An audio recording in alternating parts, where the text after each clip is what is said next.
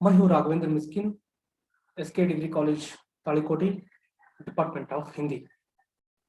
BA 6 semester के basic Hindi छात्रों को ऑनलाइन क्लास के लिए स्वागत है।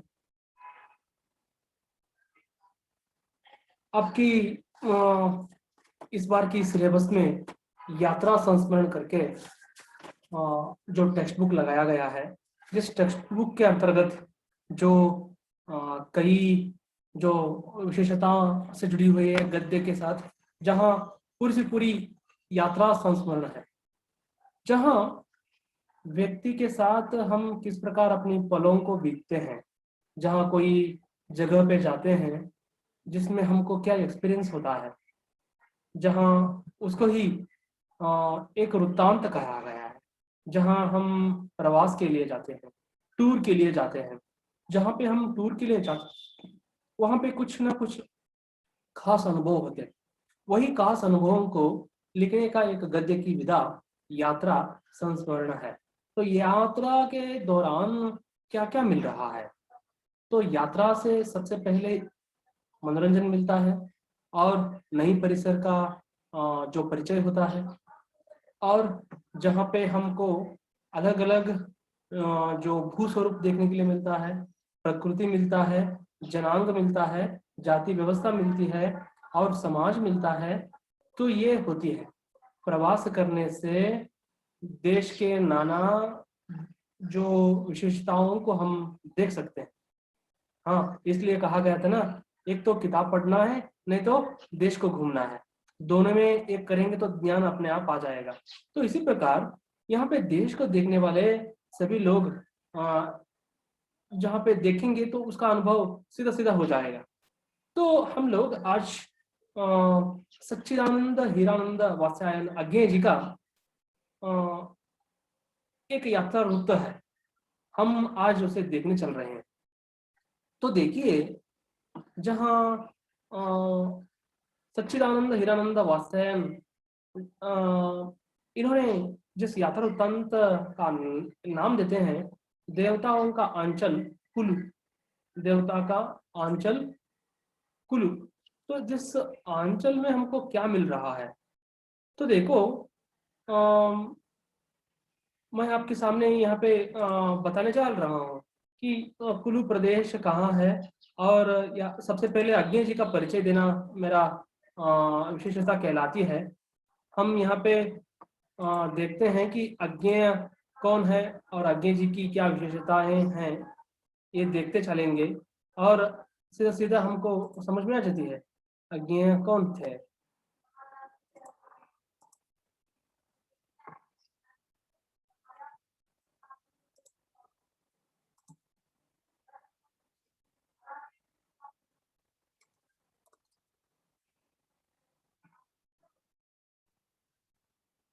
थोड़ी बहुत टेक्निकली प्रॉब्लम हो गया, नहीं अब ठीक हो गया है।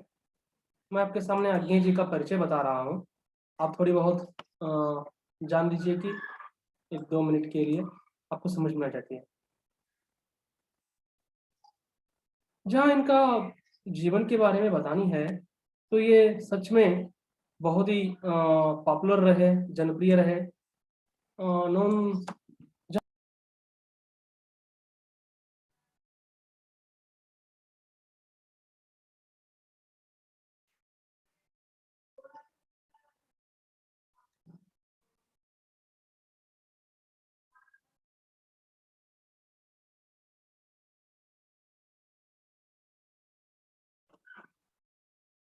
तो देखिए, मैं आपके सामने अज्ञेय जी का परिचय देने निकल रहा हूँ। तो अज्ञेय जी का परिचय देख लीजिए, एक बार समझ में आ जाती है कि उनकी क्या इतिहास से जुड़ा हुआ है। सच्चिदानंद हीरानंद वात्स्यायन अज्ञेय 7 मार्च 1911, 4 अप्रैल 1887 को इनका मृत्यु।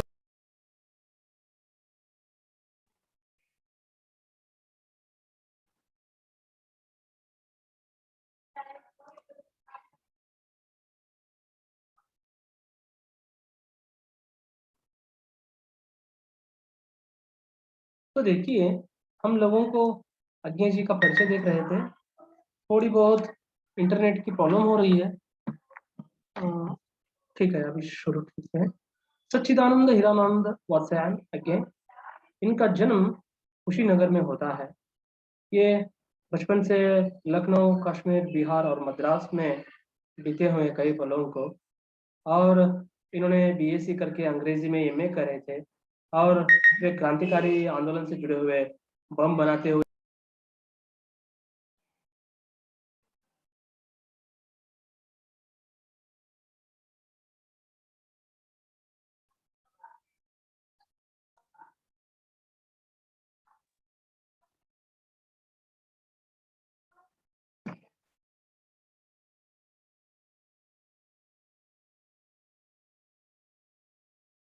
थोड़ी बहुत प्रॉब्लम हो रही है।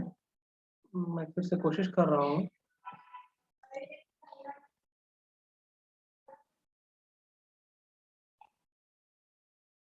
तो देखिए, यहाँ पे हम देख रहे थे कि अ, सच्चिदानंद हीरानंद वात्स्यायन अज्ञे जी का जो परिचय देख रहे थे, जहाँ वे अच्छे ललितकार, निबंधकार, कवि और संपादक के रूप में उनको देखते हैं, और ये प्रयोगवादी एवं नवीकता के साहित्य की जगत के प्रतिष्ठित करने वाले कवि भी हैं। अनेक जापानी हाइकू कविताओं में को अज्ञे ने अनुदित किया है, अनुवाद किया है। तो यहाँ पे एक बहुमुखी प्रतिभा संपन्न व्यक्तित्व के एकांतमुखी जो प्रखर कवि होने के साथ साथ वे एक अच्छे फोटोग्राफर और सत्यान्वेषी पर्यटक भी है। तो देखिए, हम लोग उनके जीवन के अंतर्गत परिचय देखना है तो ये संस्कृत, पारसी, अंग्रेजी और बंगला साहित्य को जानने वाले हैं।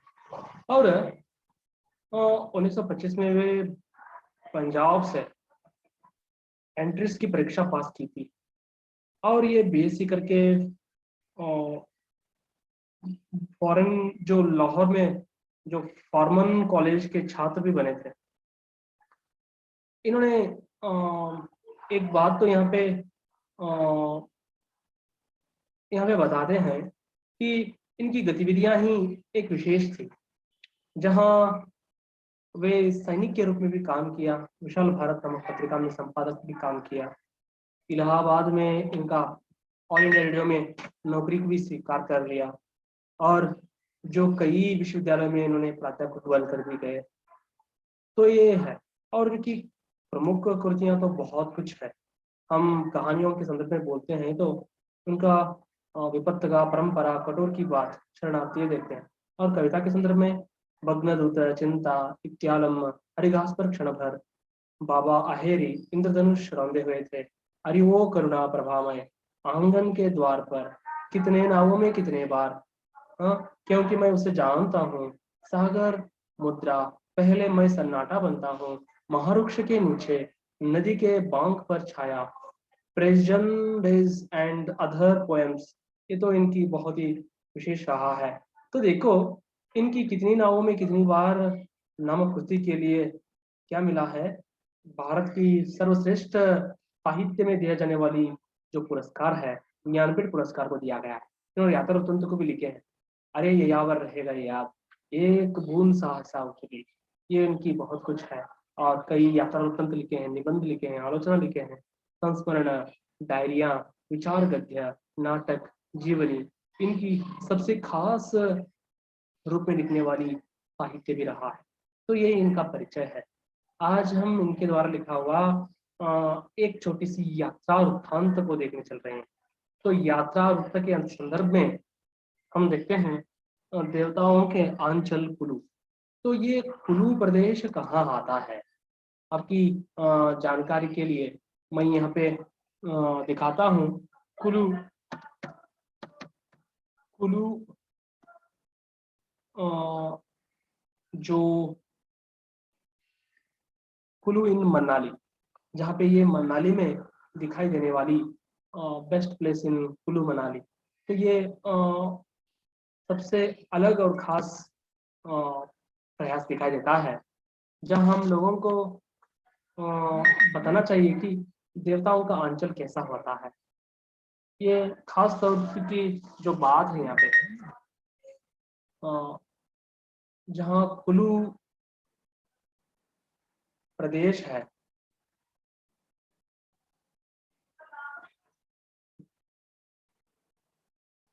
यहाँ पे जिस कुल्लू के लिए जाने के लिए बहुत कुछ क्या है, अच्छा अच्छा प्लेस देखने के लिए मिलता है हमको।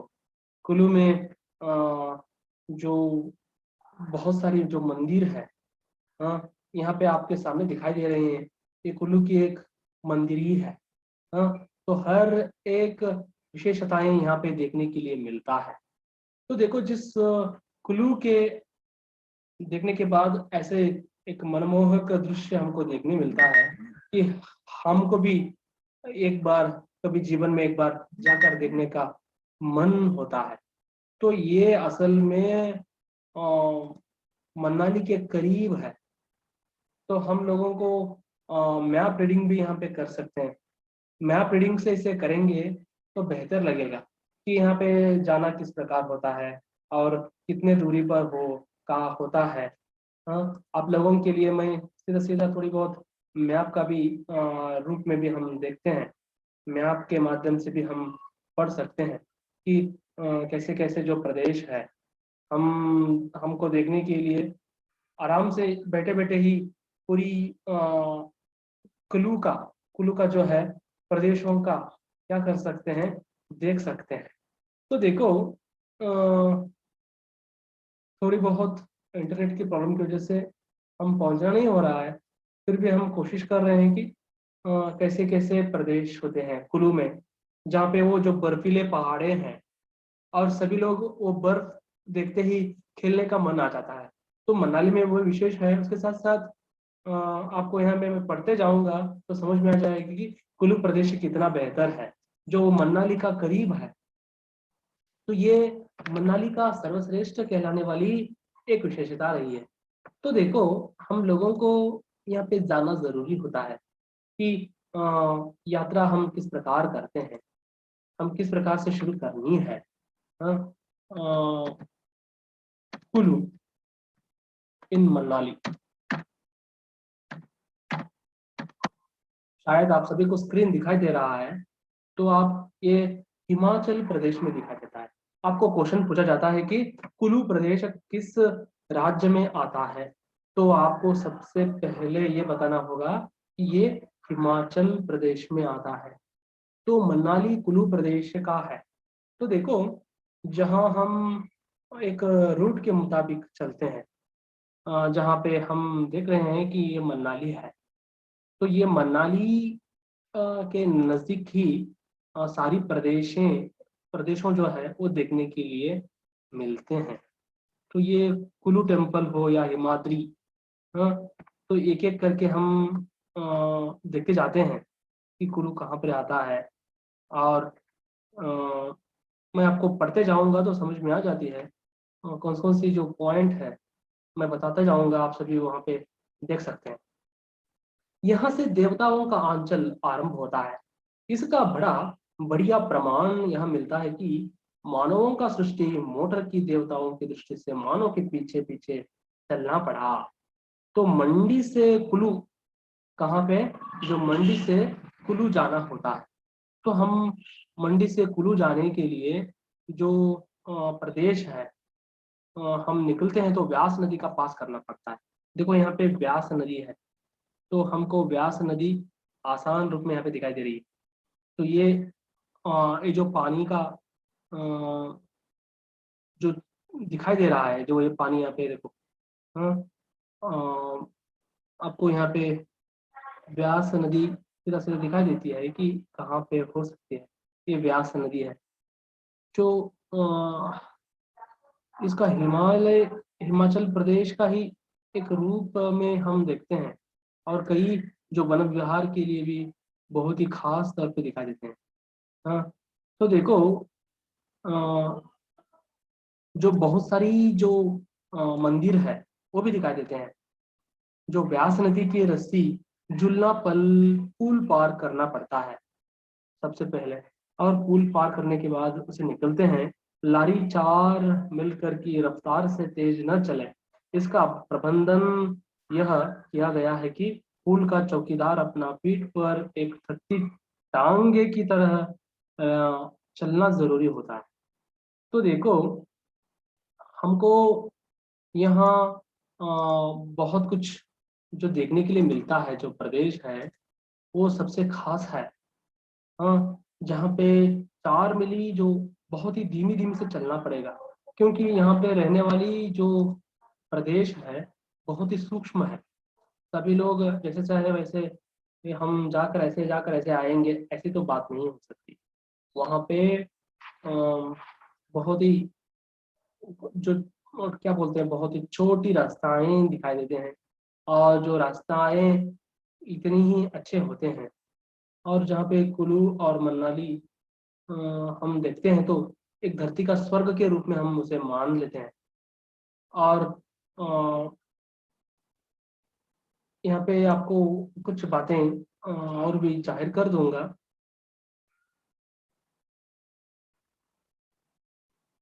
बहुत ही छोटे मोटे जो रास्ते भी होते हैं, हाँ, जिन रास्तों पर ही चलना जरूरी पड़ता है। तो देखो, जहाँ मनाली के नजदीक तो ये रहता है, जहाँ पे लेखक अज्ञे जी है, वो अपनी यात्रा वृत्तांत कैसे कैसे किए थे उसको लेकर बताते हैं। 10 बजे के करीब हम लोग वोट पहुंचे। यहाँ से एक सड़क शिमला जाती है। पहले यह मार्ग पैदल चलने वाले साहसी लोगों के लिए बड़ा भारी आकर्षक था, लेकिन अब पक्की सड़क बन जाने से शिमला से फैशनेबल सैनाली वीकेंड बिताने के लिए मोटर में बैठकर सीधे मनाली आ सकते हैं। आसपास का सौंदर्य अभी भी वही है, लेकिन चमत्कार नष्ट हो गया है। देखो, बहुत सारे लोगों की, जहाँ पे इंसान अपनी प्रकृति का जो चमत्कार है उसे कई लोग देखते देखते उसको क्या कर दिया, नष्ट कर दिया है। जैसे चाहे वैसे उसका रूप ही सुंदर ही बिगाड़ रहे हैं। तो जहाँ पे सबसे पहली ये जो ब्यास नदी है, आपके सामने यहाँ पे ये दिखाई दे रहा है, ये ब्यास नदी है।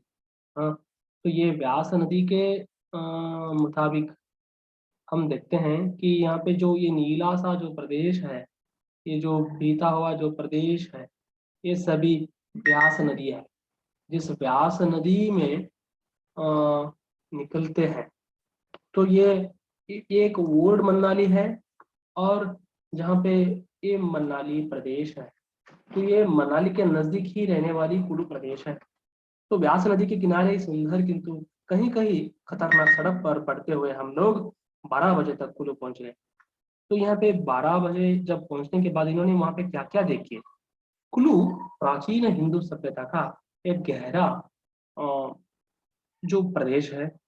यहाँ प्रत्येक कस्बे और ग्राम के अपने अपने देवता है, जो अपने अपने मंदिरों में बैठे हुए लोगों की पूजा पाते हैं, और साल में एक बार अपने अपने रथों में बैठकर कुल्लू के रघुनाथ मंदिर में प्रतिष्ठित राम का उपासना के लिए जाते हैं।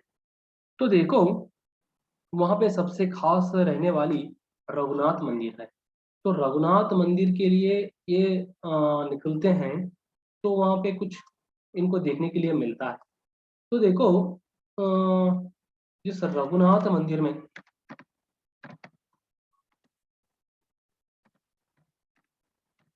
रघुनाथ मंदिर, तो रघुनाथ मंदिर आपको सामने दिखाई दे रहा है। रघुनाथ मंदिर किधर है? हाँ, यहाँ पे रघुनाथ मंदिर दिखाई दे रहा है। तो रघुनाथ मंदिर का चाहे तो आप फोटो भी देख सकते हैं कि रघुनाथ मंदिर कैसा है, जहाँ कुल्लू में ये प्रदेश दिखाई देता है। तो ये रघुनाथ मंदिर का फोटोस है। हाँ, चाहे तो यहाँ पे और भी आप अच्छी तरह से देख सकते हैं कि सबसे पहले जो हीरानंद वासायन जो आगे हैं, सबसे पहले यहाँ पे ही भेंट देते हैं। कौन सी प्रदेश? रघुनाथ मंदिर में। तो रघुनाथ मंदिर जाने के बाद, जहाँ पे और भी जो फोटोज है, आप रघुनाथ मंदिर के देख सकते हैं कि कौन सी रूप है उसका।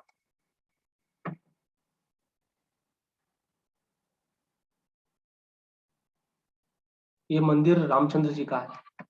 और जहाँ रघुनाथ मंदिर का मतलब रामचंद्र का। तो सैकड़ों देवी देवताओं का अनेक मंदिर के कारण और इस विराट देव सम्मेलन का कारण ही कुल्लू प्रदेश का नाम देवताओं का आंचल है।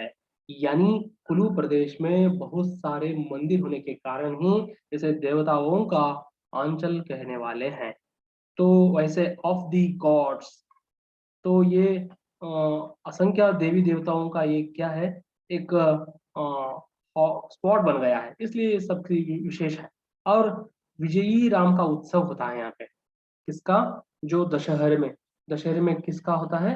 दशहरे में विजयी राम का उत्सव होता है, जिसमें आसपास के सब देवी देवताओं में रथों में बैठाकर वे कहाँ पे लाते हैं? जिस विराट उत्सव में सभी वहां पे आते हैं। और कुल्लू प्रांत में व्यास कांड तथा व्यास मुनि का जो है और वशिष्ठ आदि ऋषि मुनियों का स्थान भी है, और पांडवों का मंदिर भी वहां पे दिखाई देते हैं। तो ये सच में वहाँ पे कई जो प्रदेश है देखने के लिए मिलता है, ये सबसे खास बात दिखाई देती है। तो हम लोगों को यह जानना जरूरी होगा कि हर एक अपना ही एक विशेषताओं से जुड़ा हुआ है। तो हम लोग इसी को ही देखना चाहिए कि वो क्या क्या है।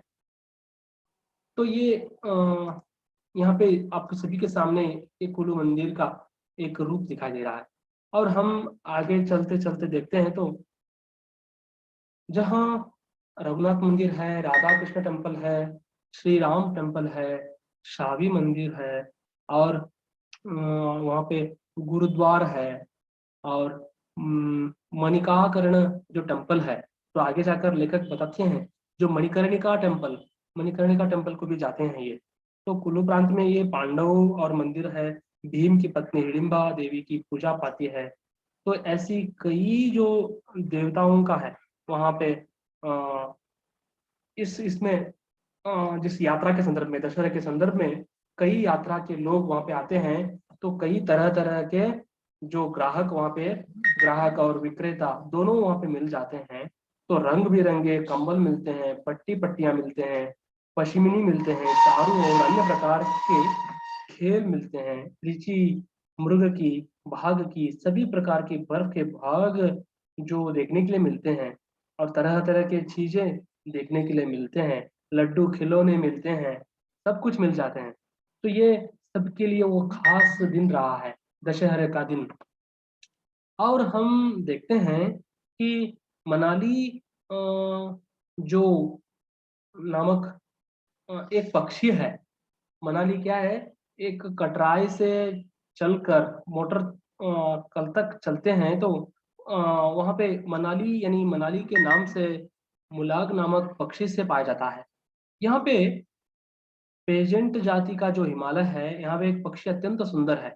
इसलिए जहाँ जिस पक्षी को मुनाल बोलते थे, वही क्या हो गया? मुन्नाली हो गया।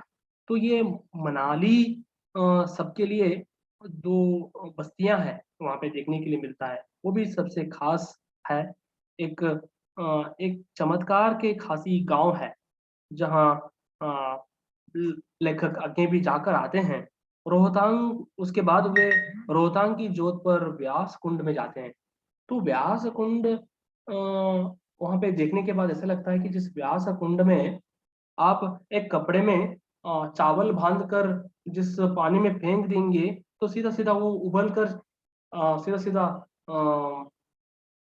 चावल अन्न बनकर बाहर निकलता है।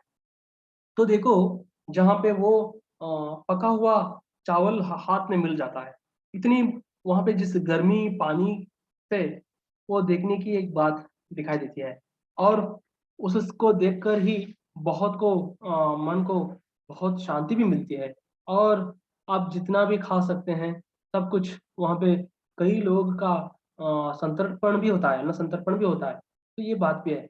और जहाँ हिमालयों की जो ऊंची ऊंची जो चोटें हैं, वो बहुत कुछ अच्छे लगते हैं। आज्ञे जी को जिसका संदर्भ को लेकर वे अपनी बहुत कुछ बातें हमारे सामने रखते हैं, जहाँ पे वो जंगल में हिडिंबा देवी की जो मंदिर भी जाकर देखते हैं, और 4 मंदिर वहाँ पे दर्शन करते हैं।